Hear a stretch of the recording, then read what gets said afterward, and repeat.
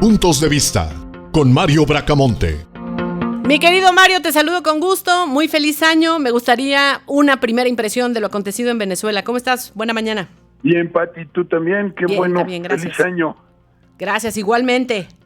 Pues mira, una conmoción enorme, no por lo que está sucediendo, lo que acaba de suceder, porque cosas similares ya han sucedido en el pasado. Recordemos 1990, el modo en que las tropas estadounidenses llegaron a Ciudad de Panamá, bombardearon el barrio del Chorrillo, mataron a mucha gente y se llevaron a Manuel Antonio Noriega, que había sido antes socio de ellos y acusado de haber trabajado para la CIA, sobre todo durante el tiempo del Irán-Contras. Acusado de narcotraficante, fue sacado de la legación vaticana y llevado a Estados Unidos, juzgado en Estados Unidos y condenado a 20 años de prisión.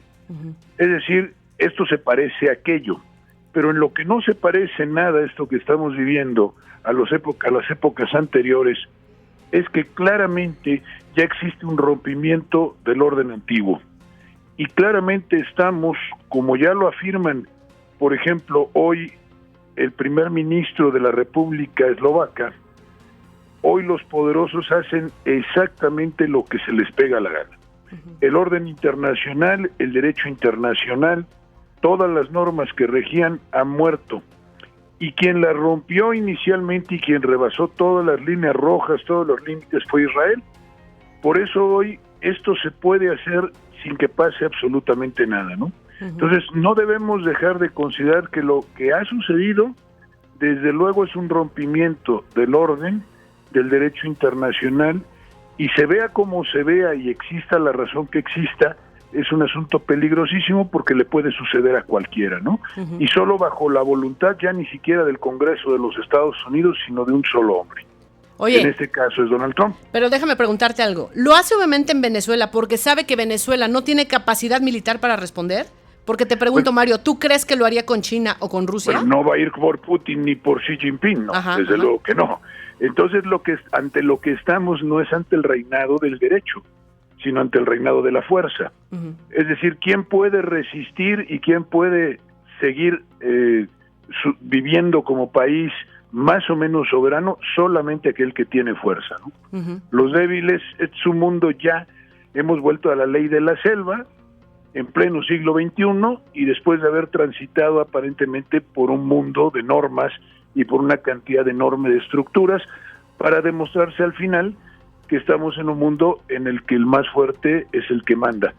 Las Naciones Unidas están acabadas, todos los organismos internacionales e inclusive las reglas que se dieron los ingleses y los Estados Unidos, Inglaterra desde el siglo XIX, reglas alejadas del resto, y por eso ellos no pertenecen o no firman tratados que los sometan a tribunales internacionales, ¿no? Entonces, ese es un asunto muy importante. Ahora están las otras discusiones, creo yo, las dos siguientes. Una que me parece irrelevante, que es la discusión que tiene la gente, en mi opinión, más ingenua, menos leída, menos avesada en materia de asuntos internacionales, que es si Estados Unidos fue a implantar la democracia, y si la dictadura de Maduro era horrible, y si es comunista, y si es narcotraficante.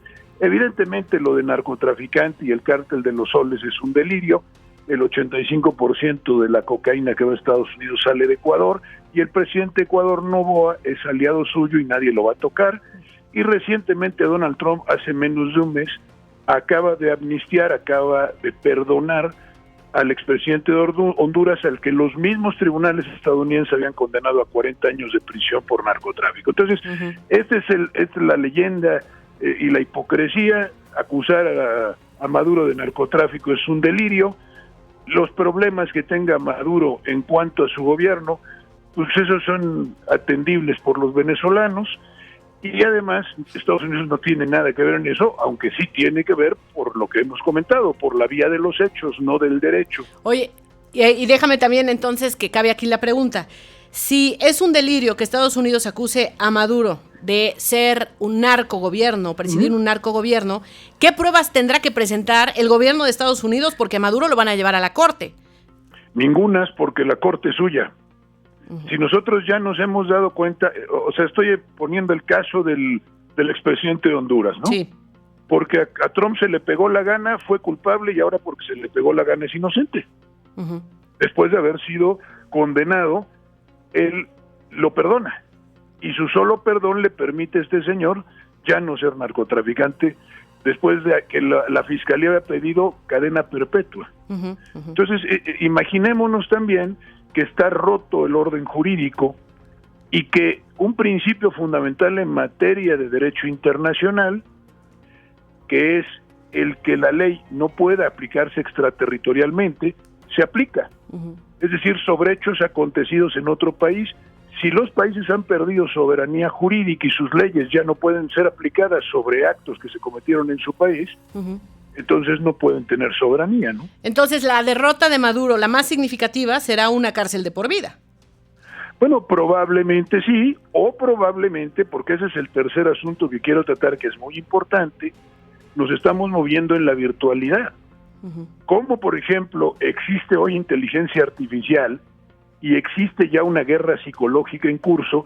Recordemos que Hegseth, el secretario ahora de la guerra, cambia de la Secretaría de Defensa a Secretaría de la Guerra, y hace unas cuantas semanas, nada más 2, emite una directiva a todo el ejército de Estados Unidos recuperando el nombre de operaciones psicológicas para un departamento que trabaja primero para hacer parecer la verdad mentira y la mentira verdad. Esto es, inician también o reinician un proceso para manipular las mentes, para cambiar las conductas, para sembrar el miedo, para hacer que las cosas que sean parezcan de otra manera, o para hacer que cosas que no hayan sucedido aparezcan ante los ojos de todos como si hubieran sucedido.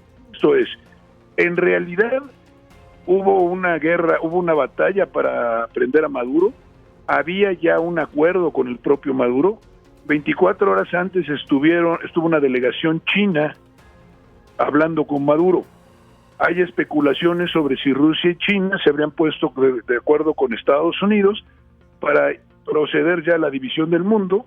Hay quien dice que hay traiciones dentro del propio gobierno venezolano, antes trabajado por los servicios de inteligencia de Estados Unidos, y hay quien dice, y esto sí parece que ya se comprobó, hubo una operación de la CIA previamente a la operación que se llevó a cabo.